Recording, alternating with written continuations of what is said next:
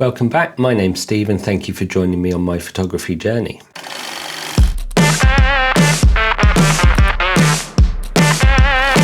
Today I want to take you to the next Lightroom Classic stage. So last time we looked at some of the basic shortcuts that you could do on your keyboard to navigate around the program, to switch between modules and to get to the point where you're ready to start editing. And today we're going to start editing. Before we start, I just want to clarify I'm using Lightroom Classic and I'm using a Mac. So those two things can vary. So you could be using the program that's just called Lightroom, and that's more of a web-based version. A lot of it is the same, but there are some little differences between the two. So just to clarify, I'm using Lightroom Classic today. One thing I will add to that is that photos, editing, and everything surrounding it is very subjective. There's no one size fits all. There's no right way to do anything. And I just want to show you some of the tools that I use to manipulate my photos, to change how they look, and hopefully help you learn what these tools do so that you can apply them to your own pictures. So you may not like what I do, I may not like what you do, but you can still do everything that you want to do and make the picture look the way that you want it to look. There's lots of different ways that you can approach editing. So you could do all your cropping first, get everything aligned and then change the colors, or you could do it the other way around. The way that I do it actually depends on what the picture is and what I want to achieve with that picture. So today we're going to look at this picture of a bridge that I took a couple of days ago and see what we can do with it, what changes we can make with some of the basic controls. And then in a future week, we'll go into a bit more detail about some of the other tools that we can use to get even more from the image. So just to remind you, we go into the develop module first, which is the letter D on the keyboard. And then that gives us the options of altering the picture. So what should we start with first?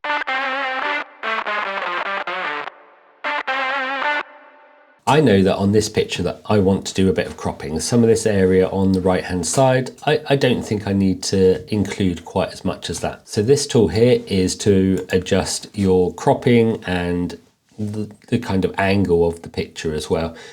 You can do it slightly better somewhere else, so we'll come to that another time. But for the cropping side of things, all you need to do is use your mouse to hold on to the edge of the window and drag it. You can drag it from the corners, from the side or the bottom. And what you can also do is here you can choose a particular aspect ratio. So for example, you wanted this to be a 16:9. Then it puts that frame into that aspect ratio. You can see that this padlock is now locked. So if I try and move in just the side, it moves the whole thing to maintain that 16:9 aspect ratio. If you change your mind and don't want that, click the padlock so that it's unlocked, and then you can freely change the aspect ratio as much as you want to.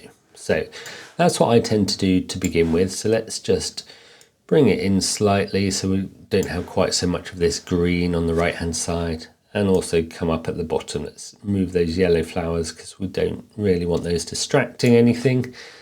For me, I've got two different monitors. On the right hand side I can see a kind of live view of the picture as I'm editing it without all the tools around it, which I find quite useful but certainly isn't necessary. Drag these bits in and out, and there we go. We've got the bridge more in the center of the frame and not quite so much of the green border. So again, not everyone's choice, but that's how I want it. So to come back out of that, you can either press enter on your keyboard, or let me just show you the other way. Once you press on this button again, it goes away, so you can go back to editing your pictures. But while we're in here, I said about this angle here, so you can use that to rotate your picture. Anything that you want to reset to kind of its starting point to 0, just double click on it, and then that way it will go back to that 0 point. So I don't use this for aligning my picture. I do something else a bit later, slightly differently, in order to be slightly more accurate with it.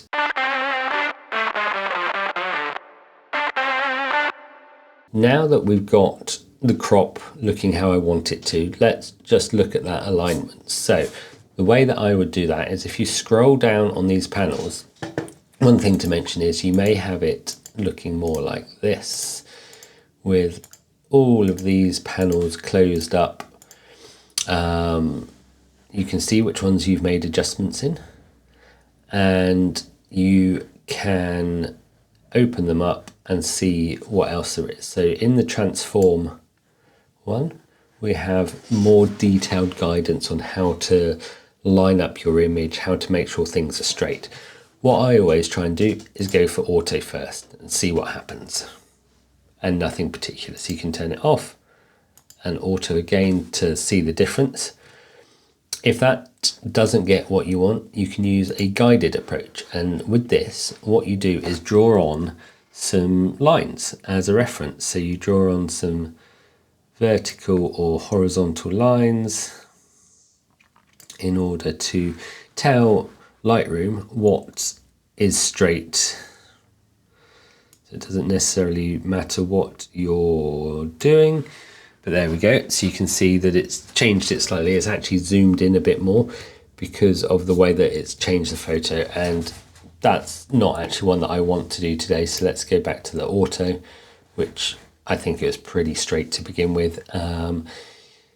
If you want to do it in slightly more detail and manually, you can do as well. Again, double click to go back to what's the 0 point for that particular control. So we're happy with all of those. It looks nice and straight. We've got it cropped how we want.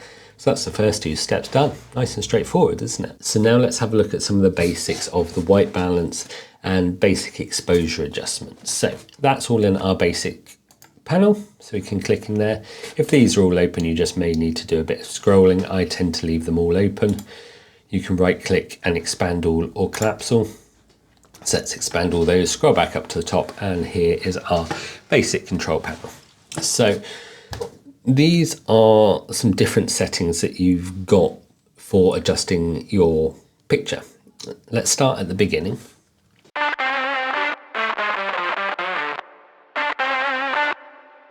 So up at the top, you can have it as either color or black and white, and that's easy to switch between the two. And actually the black and white one looks quite good. But for now, we'll go into the color. Underneath that, we've got a profile. So this is how the computer, how Lightroom interprets the colors that are in the file.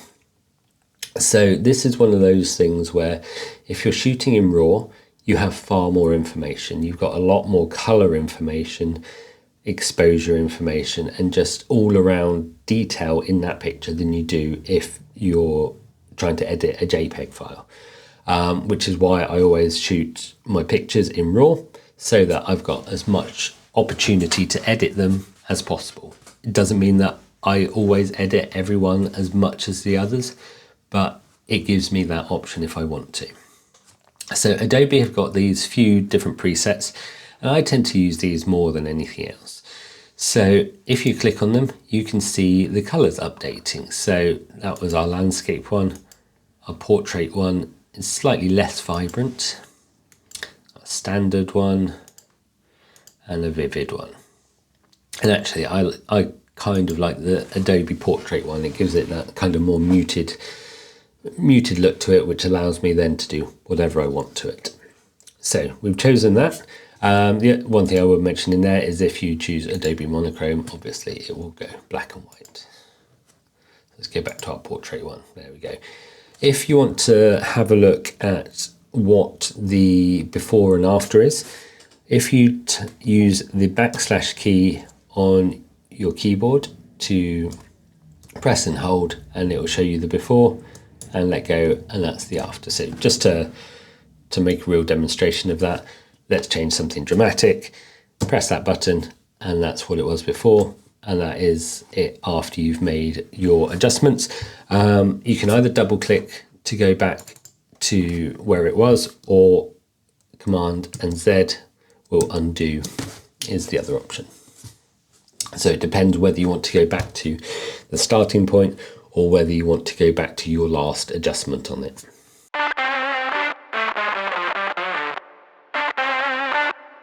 White balance. So I was confused by this for a long time. I always thought that you'd use this little eyedropper, find the whitest point in your image, and that would be how you set your white balance. But actually it's nothing to do with the actual white in the image. It's more to do with the temperature of the colors in the image. So let me demonstrate. A cooler temperature is blue, a warmer temperature is yellow. And what you want to try and do is get it looking either how it naturally appears or how you want it to appear. So you can either do that by adjusting the sliders, you can type in a particular value, you can choose a preset based on what the weather was like on that day, or you can use this eyedropper, and instead of finding somewhere bright white to click on, what you want to do is find a neutral area. So this grey road at the back I think is relatively neutral. So if we click on that, and that is our starting point. Now, to me, this looks too blue. It didn't look that blue on the day. So what I'll do is just increase this slider slightly. Or the other option is you can click on somewhere else and see what that does. There's no right or wrong way to do this. So you can adjust your sliders to make it how you want it. If there's any green or magenta in the image that you think looks unnatural, you can again tint things slightly one way or the other. Far too green, far too magenta, somewhere in the middle looks more natural. And again, you can double click it to get it back to where it was to begin with. So if you don't have something neutral in your picture, there are ways to overcome that. You can just adjust it, see how it looks. But one of the best ways to do it is using something like this. This is a grayscale card, and it's used for white balancing.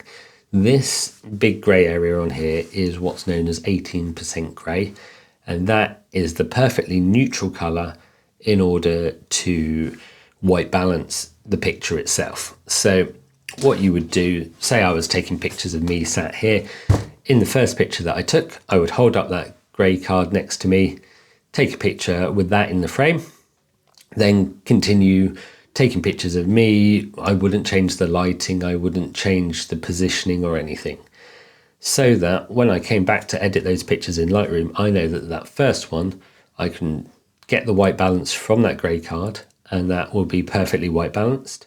Then all of the other images that were taken in the same place at the same time with the same lighting will all have the same white balance. So you can apply it to a group of pictures rather than just that one. And then that way, nice and easy, you get your white balance for all of your pictures. Obviously this works a lot better when you're sat somewhere still like this taking pictures, rather than out stood next to a bridge with the clouds moving, the wind blowing and things like that. So you can take something like that out, take a picture of it, take a picture of the landscape that you want to have a picture of. You can take a grey card out, take a picture of it, and then take a picture of the landscape. That's one way of doing it, but finding just something neutral in your picture is probably the easiest way to do it. There are different options. They don't all have to be as big as this. You can get small ones that fit on key rings and things that you can just have in the frame somewhere, take a quick picture of that, take a quick picture of your landscape, and then your white balance is sorted. And then the main thing when you're actually editing these things, like with all of the controls, small, gentle movements rather than big changes all at once to see what's going on. And again, remember that you can go back and forwards to see what the difference is between them.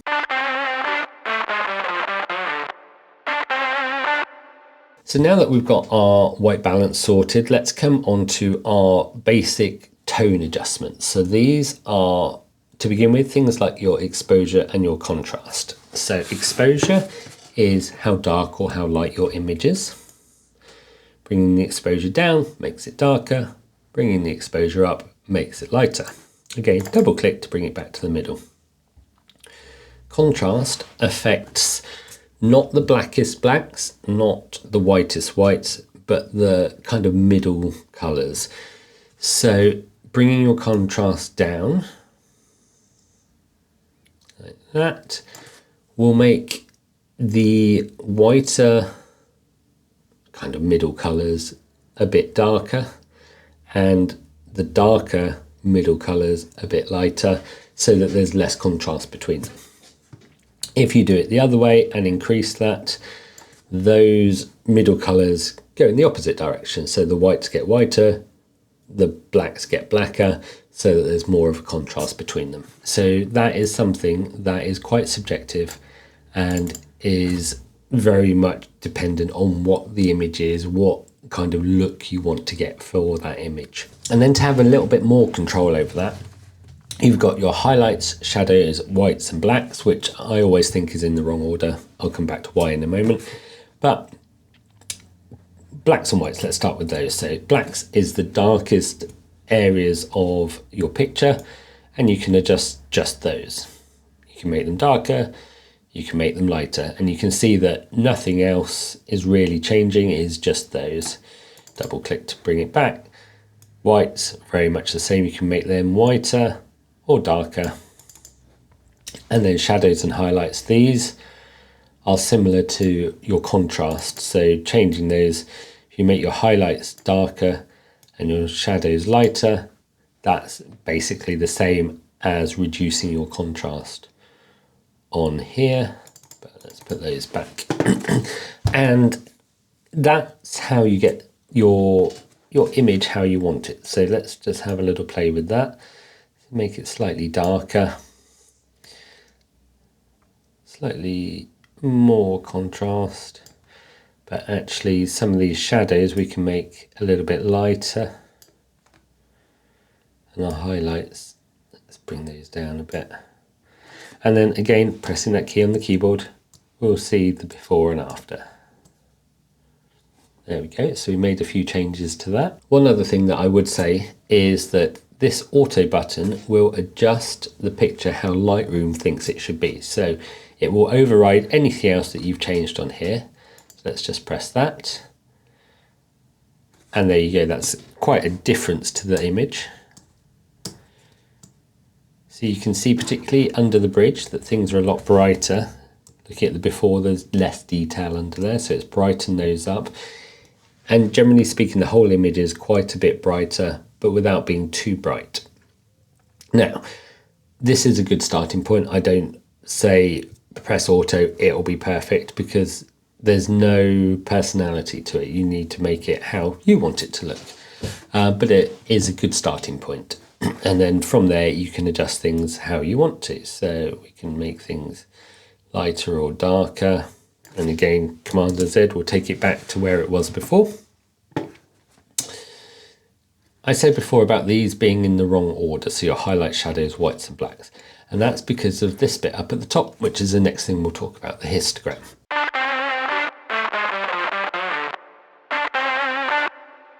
So, question one, what is a histogram? A histogram is a representation of all of the pixels in your image. So this image is, so remember I to get your information up, and this image is 5,450 by 3,233 pixels. So by the magic of editing, that is this many pixels. And that means on our histogram, we have that many pixels.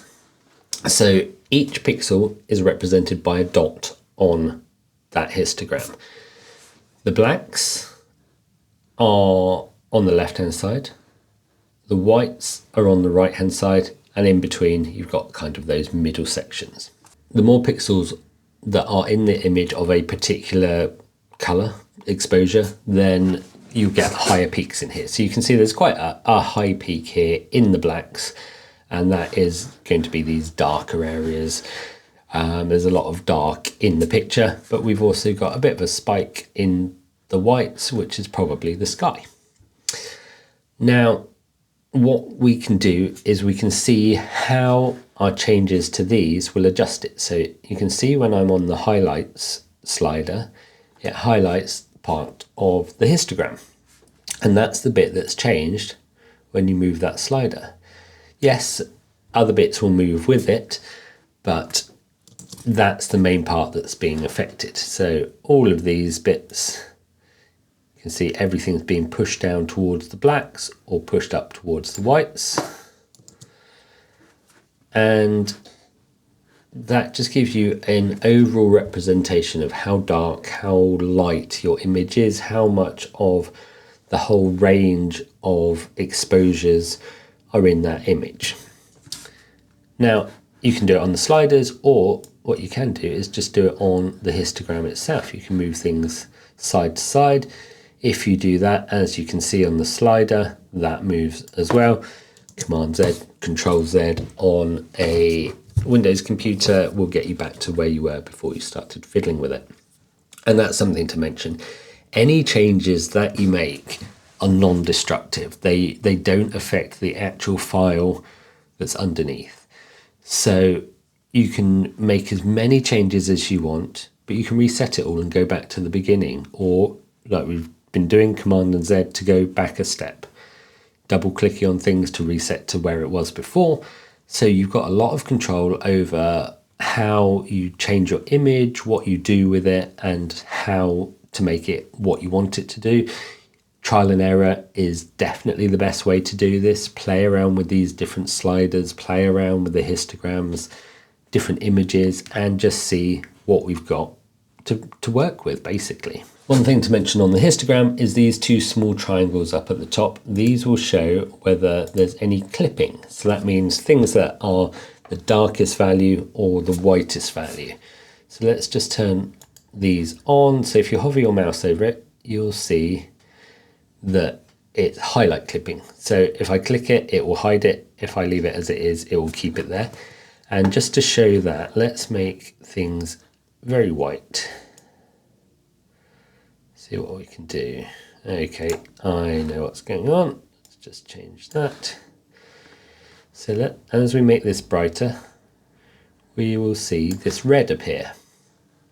And this red is those clipped highlights that are, they're right at the end of the histogram scale. They're as white as you can go, which means that it's lost any detail. There's nothing remaining of any less than white in that particular pixel. So we don't particularly want that.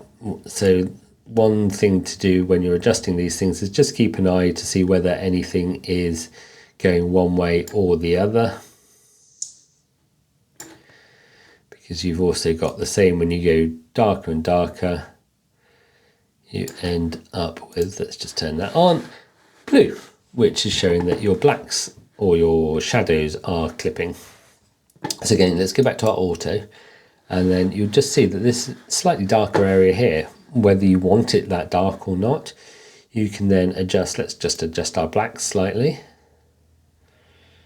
and then that's brighten them up enough that we're not hitting that 0 marker for any of the colors. There's nothing that's a true black without any detail in it. All these pictures, all these pixels down here, as we zoom in at 400%, none of them are completely black. They've all got a little bit of color to them.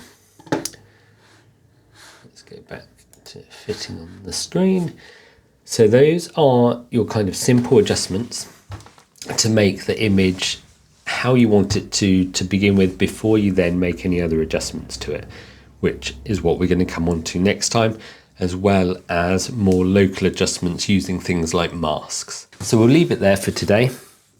I don't want these videos to be getting too long, so that you can easily find what you want in them. And we'll have a series of them going into more and more detail as we go along.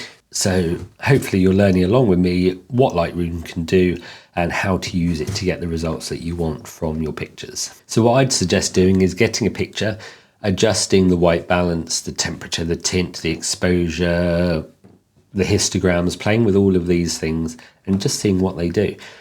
I will leave this picture in the raw format in the description, so there'll be a link to it. I'll figure out how to do that, and you can use this file. So if you want to show me what you've done with it or anything like that, just email me, steve@stephenmartin.co.uk, nice and straightforward. I'd love to see what you would do in my picture, or if you have any questions or anything like that, either drop a comment below or feel free to email me. Other than that, thank you for watching. Please remember to like, comment and subscribe to the channel so that you can see the next installments in this little Lightroom series that we're doing. I'll see you again next week on my photography journey, so have a great week. Bye.